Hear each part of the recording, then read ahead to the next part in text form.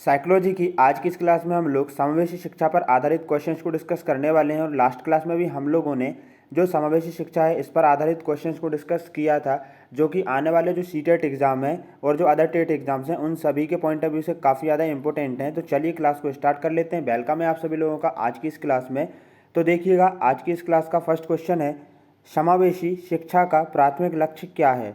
देखिएगा, सबसे पहले आप लोग समझ लीजिए कि जो समावेशी शिक्षा है उसका मतलब होता क्या है।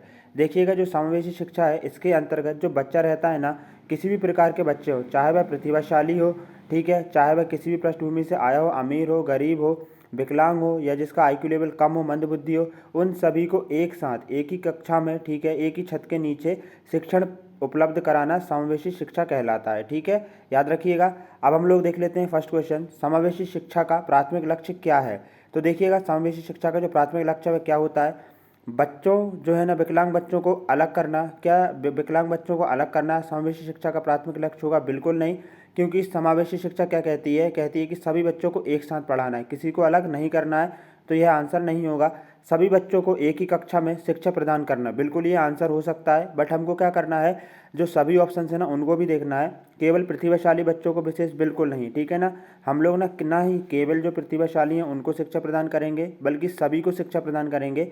विकलांग बच्चों के लिए अलग स्कूल बनाना, ठीक है, यह भी समावेशी शिक्षा का जो है लक्ष्य नहीं है। जो समावेशी शिक्षा है उसका लक्ष्य है किसी भी प्रकार के बच्चे हों, सभी बच्चों को एक ही कक्षा में शिक्षा प्रदान करना समावेशी शिक्षा का प्राथमिक लक्ष्य है। अगला क्वेश्चन देखेंगे, निम्नलिखित में से कौन सा समावेशी शिक्षा का विशेषता नहीं है। ठीक है ना, तो इनमें से बताइए समावेशी शिक्षा की कौन सी विशेषता नहीं है। विविध छात्र समूह, विभेदन युक्त शिक्षा का उपयोग, क्षमताओं के आधार पर पृथक करना, शिक्षकों और छात्रों के बीच सहयोग। देखिएगा, समावेशी शिक्षा ये इसमें ना पृथक नहीं किया जाता है। पृथक का मतलब होता है अलग करना। क्या रहता है? पृथक का मतलब अलग करना होता है। बाकी देखिए, विविध छात्र समूह मतलब विभिन्न प्रकार के जो छात्र रहते हैं उनका समूह बिल्कुल हो सकता है। विभेदन युक्त शिक्षा का उपयोग, विभेदन युक्त मतलब देखिए, समावेशी शिक्षा में जो भी बच्चे आएंगे ना उसके अंतर्गत वह व्यक्तिगत विभिन्नता से काफ़ी ज़्यादा अलग भी हो सकते हैं। तो इस प्रकार से जो विभेदन युक्त शिक्षा है ना उसका भी यूज़ करेंगे।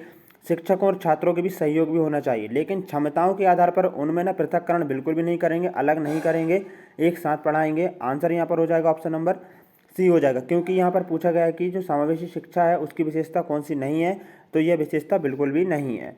आगे देखेंगे, नेक्स्ट क्वेश्चन है, भारत में विकलांग बच्चों के लिए समावेशी शिक्षा को कौन सा कानून लागू करता है। ठीक है ना, देखिएगा, भारत में जो विकलांग बच्चे हैं उनके लिए समावेशी शिक्षा को कौन सा जो कानून है वह लागू करता है। Right to education act 2009, national policy on education 1986, या फिर पर्सन्स विद डिसेबिलिटीज़ एक्ट 1995, या फिर rights of persons with disabilities act 2016। तो आंसर देख लेते हैं। आंसर हो जाएगा यहाँ पर ऑप्शन नंबर डी। हम बात करें भारत में विकलांग बच्चों के लिए समावेशी शिक्षा जो है ना, तो वह कौन सा कानून लागू करता है, वह करता है rights of persons with disabilities act 2016। याद रखिएगा, ये काफ़ी इंपॉर्टेंट क्वेश्चन है। अगला क्वेश्चन देख लेंगे, इंडिविजुअलाइज्ड एजुकेशन प्लान आईईपी क्या है। ठीक है, बताइएगा यहाँ पर जो इंडिविजुअलाइज्ड एजुकेशन प्लान आईईपी है ये क्या है। सभी छात्रों के लिए सामान्य पाठ्यक्रम से संबंधित योजना, विशेष शैक्षिक आवश्यकताओं वाले छात्रों के लिए व्यक्तिगत शिक्षा योजना, कक्षा की गतिविधियों के लिए एक कार्यक्रम, या फिर शिक्षक प्रदर्शन का मूल्यांकन करने की विधि। आंसर देख लेते हैं। यहाँ पर हम बात करेंगे, यहाँ पर इंडिविजुअलाइज्ड एजुकेशन प्लान जो है ना वह क्या होती है, विशेष शैक्षिक आवश्यकताओं वाले छात्रों के लिए व्यक्तिगत शिक्षा योजना। हम लोग यहाँ पर देखिए समावेशी शिक्षा की बात की कि सभी बच्चों को ना एक ही छत के नीचे, चाहे वह किसी भी पृष्ठभूमि से आया हो, उनको ना शिक्षण एक साथ उपलब्ध कराना है। लेकिन यहाँ पर बात हो रही है इंडिविजुअलाइज्ड एजुकेशन प्लान आईईपी, जो कि इसका पूर्ण रूप है। ठीक है, इंडिविजुअलाइज्ड एजुकेशन प्लान आईईपी का पूर्ण रूप है। इसमें कहा जाता है विशेष शैक्षिक आवश्यकता वाले छात्रों, जिनको विशेष जो है ना जो शैक्षिक प्रक्रियाएं हैं उनकी आवश्यकता है, उनको व्यक्तिगत शिक्षा योजना, ठीक है ना, बनाना वह क्या कहलाती है, तो वह इंडिविजुअलाइज्ड एजुकेशन प्लान के तहत आती है। याद रखिएगा। अगला क्वेश्चन देखेंगे, समावेशी शिक्षा में कौन सी शिक्षण रणनीति सबसे प्रभावी है। तो बताइए, जो समावेशी शिक्षा है उसमें कौन सी शिक्षण रणनीति सबसे प्रभावी है। व्याख्यान आधारित शिक्षा, समूह कार्य और सहकर्मी शिक्षण, सभी छात्रों को समान कार्य सौंपना, या फिर कठोर सिटिंग व्यवस्था। ऑप्शन नंबर डी तो बिल्कुल आंसर नहीं होगा और ना ही ए होगा, क्योंकि व्याख्यान और कठोर सिटिंग, ठीक है ना, ये नहीं देंगे समावेशी में। बल्कि समूह कार्य और सहकर्मी शिक्षण। देखिए समावेशी का मतलब ही क्या रहता है, समूह। जो समूह रहता है ना उसमें बच्चों को पढ़ाना। जो किसी भी पृष्ठभूमि का बच्चा हो तो वह एक दूसरे से क्या करेंगे, सीखेंगे, विचारों का संप्रेषण करेंगे, अपनी भाषा का आदान प्रदान होगा। ठीक है, तो आंसर हो जाएगा यहाँ पर ऑप्शन नंबर बी हो जाएगा, समूह कार्य और सहकर्मी शिक्षण जो है ना वह समावेशी शिक्षा में शिक्षण रणनीति सबसे ज़्यादा प्रभावी होगी। अगला क्वेश्चन देखिएगा, समावेशी शिक्षा में सहायक तकनीक का मुख्य उद्देश्य क्या है। जो समावेशी शिक्षा है उसमें सहायक तकनीक का मुख्य उद्देश्य क्या है। शिक्षकों की आवश्यकताओं को समाप्त करना, विकलांग छात्रों के लिए सीखने को बढ़ाना, पारंपरिक शिक्षण विधियों का उपयोग सीमित करना, या फिर छात्रों को उनकी क्षमताओं के आधार पर पृथक करना। पृथक तो बिल्कुल नहीं करेंगे। आंसर हो जाएगा यहाँ पर ऑप्शन नंबर बी, विकलांग छात्रों के लिए सीखने को बढ़ाना। ठीक है ना, समावेशी शिक्षा में सहायक तकनीक का मुख्य उद्देश्य क्या होता है, जो विकलांग छात्र हैं उनको सीखने के लिए बढ़ाना। आंसर यहाँ पर ऑप्शन नंबर बी हो जाएगा। अगला क्वेश्चन देख लेते हैं, यूनिवर्सल डिज़ाइन फॉर लर्निंग, जिसका संक्षिप्त रूप क्या होता है, यूडीएल होता है, को किस प्रकार से वर्णित किया जाता है। यूनिवर्सल डिज़ाइन फॉर लर्निंग, इसको ना किस प्रकार से वर्णित किया जाता है, और यूडीएल जो है ना इसका संक्षिप्त रूप है, याद रखिएगा। शिक्षा के लिए एक आकार फिट सभी दृष्टिकोण, कक्षा की गतिविधियों को सभी छात्रों के लिए सुलभ बनाना, प्रत्येक छात्र के लिए अलग पाठ योजना बनाना, या फिर कक्षा में तकनीक का उपयोग सीमित करना। आंसर हो जाएगा यहाँ पर बी हो जाएगा, कक्षा की गतिविधियों को सभी छात्रों के लिए सुलभ बनाना जो है ना भाई universal design for learning, UDL जो है ना इसका क्या होता है, इसका उद्देश्य होता है। हम यहाँ पर ये कह सकते हैं कि यूडीएल जो है ना इस प्रकार से वर्णित करता है कि कक्षा की गतिविधियों को सभी छात्रों के लिए सुलभ बनाना। जो सभी छात्र हैं ना, जो कक्षा में जो गतिविधि हो रही है सभी के लिए कैसी हो, सुलभ हो। ये किसका कार्य है, यूनिवर्सल डिज़ाइन फॉर लर्निंग का कार्य है, यूडीएल का।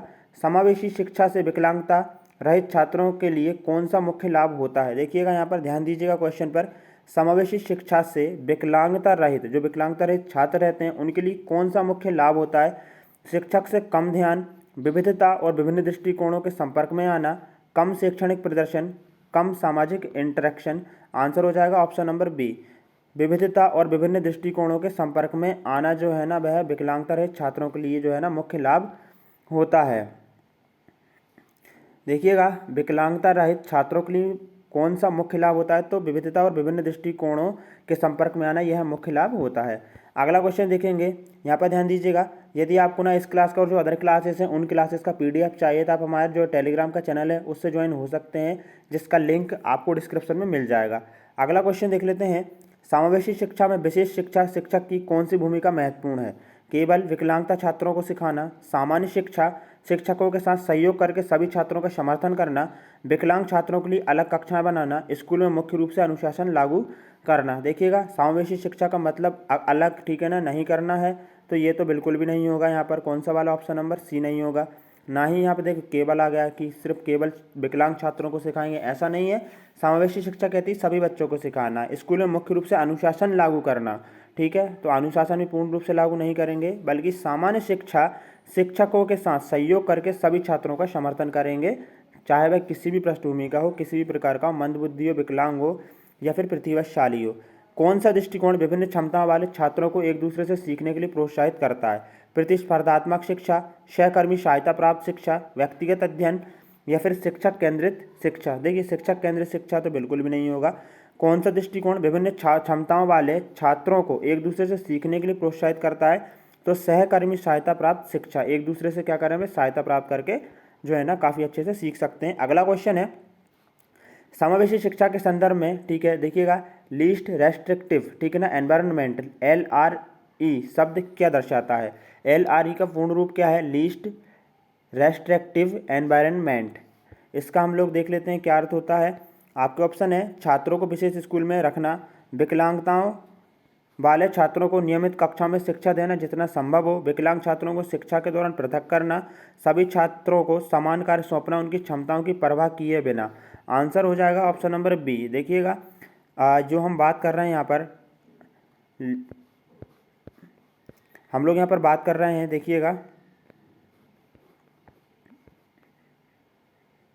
लीस्ट रेस्ट्रिक्टिव एनवायरनमेंट की, तो इसका अर्थ क्या होता है। इसका अर्थ होता है विकलांगताओं वाले छात्रों को नियमित कक्षाओं में शिक्षा देना जितना संभव हो सके। याद रखिए किसका जो है ना यह उद्देश्य होता है, LRE का, लीस्ट रेस्ट्रिक्टिव एनवायरनमेंट का यह उद्देश्य होता है। अगला क्वेश्चन देखेंगे हम लोग, यहाँ पर देखिएगा, यदि आप लोगों को ना जो अदर क्लासेस हैं उनकी प्लेलिस्ट का लिंक चाहिए, ठीक है ना। यदि आप लोगों ने उन क्लासेस को नहीं देखा है तो उन क्लासेस की प्लेलिस्ट का लिंक आपको डिस्क्रिप्शन और आई बटन में जो है ना इंडिविजुअल क्लासेस जो है ना उनका लिंक मिल जाएगा, तो उन पर क्लिक कीजिए और उन क्लासेस को भी देख लीजिएगा। देखिए, समावेशी शिक्षा क्लासरूम में शिक्षण को विभेदित करने के लिए कौन सी रणनीति प्रभावी है, तो विभिन्न शिक्षण विधियों और सामग्रियों का उपयोग करना जो है ना काफ़ी ज़्यादा यूजफुल होगा। अगला क्वेश्चन देख लेते हैं। एक समावेशी कक्षा में सीखने के लिए सार्वभौमिक डिजाइन यूडीएल का सबसे अच्छा वर्णन इस प्रकार से किया गया है। तो किस प्रकार से किया गया है? सार्वभौमिक शिक्षा है उसमें यूडीएल का सबसे अच्छा वर्णन, एक ऐसा पाठ्यक्रम तैयार करना जो केवल औसत छात्रों के लिए उपयुक्त हो, सभी छात्रों के लिए एकल मानक मूल्यांकन बनाना, या फिर विविध शिक्षण आवश्यकताओं को पूरा करने के लिए जुड़ाव, प्रतिनिधित्व और अभिव्यक्तियों के कई साधन प्रदान करना, केवल विकलांग छात्रों को विशेष शिक्षा प्रदान करना। आंसर है ऑप्शन नंबर सी हो जाएगा इसका आंसर। देखिएगा, एक समावेशी कक्षा में सीखने के लिए सार्वभौमिक डिजाइन यूडीएल का सबसे अच्छा वर्णन जो है ना वह क्या हो जाएगा? विविध शिक्षण आवश्यकताओं को पूरा करने के लिए जुड़ाव, प्रतिनिधि और अभिव्यक्ति के कई साधन प्रदान करना। आगे देखेंगे, समावेशी कक्षा में विविध शिक्षण आवश्यकताओं वाले छात्रों का समर्थन करने में निम्नलिखित में से कौन सी रणनीति सबसे प्रभावी होगी? बिना किसी संशोधन के एक कठोर पाठ्यक्रम बिल्कुल नहीं बनाएंगे, ठीक है। आगे देखिएगा, व्यक्तिगत शिक्षा योजना आईईपी को लागू करना, छात्रों को उनकी सीखने की क्षमताओं के आधार पर अलग करना, छात्रों के बीच सहयोग को सीमित करना। आंसर यहाँ पर ऑप्शन नंबर बी हो जाएगा, व्यक्तिगत शिक्षा योजना, ठीक है। जो व्यक्तिगत शिक्षा योजनाएं हैं उनको लागू करना जो है ना, इसका क्या हो जाएगा? आंसर हो जाएगा जो विशेष शिक्षण आवश्यकता वाले छात्र हैं ना उनका समर्थन करने के लिए जो है वह व्यक्तिगत शिक्षा योजनाओं को लागू करेंगे, आईईपी।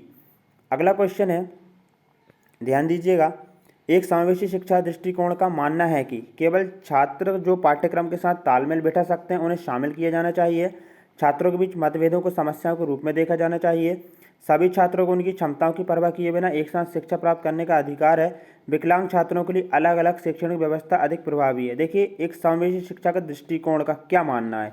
तो दृष्टिकोण का मानना है ऑप्शन नंबर सी, सभी छात्र को चाहे उनकी क्षमताएं कम हो या अधिक हो तो उनकी परवाह किए बिना एक साथ शिक्षा प्राप्त करने का अधिकार जो है ना वह समावेशी शिक्षा का दृष्टिकोण होना चाहिए। तो फ्रेंड्स, आज की इस क्लास में हम लोगों ने 15 क्वेश्चंस को डिस्कस किया है। आपको क्लास कैसी लगी?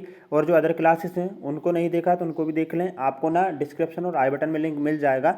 जय हिंद दोस्तों, वंदे मातरम। मिलते हैं एक और न्यू क्लास में। सब्सक्राइब कर लीजिए, लाइक करें, बेल आइकन को प्रेस करें, कॉल के बटन पर सेट कर लें ताकि जो नेक्स्ट क्लास है उसका नोटिफिकेशन आपको मिल सके।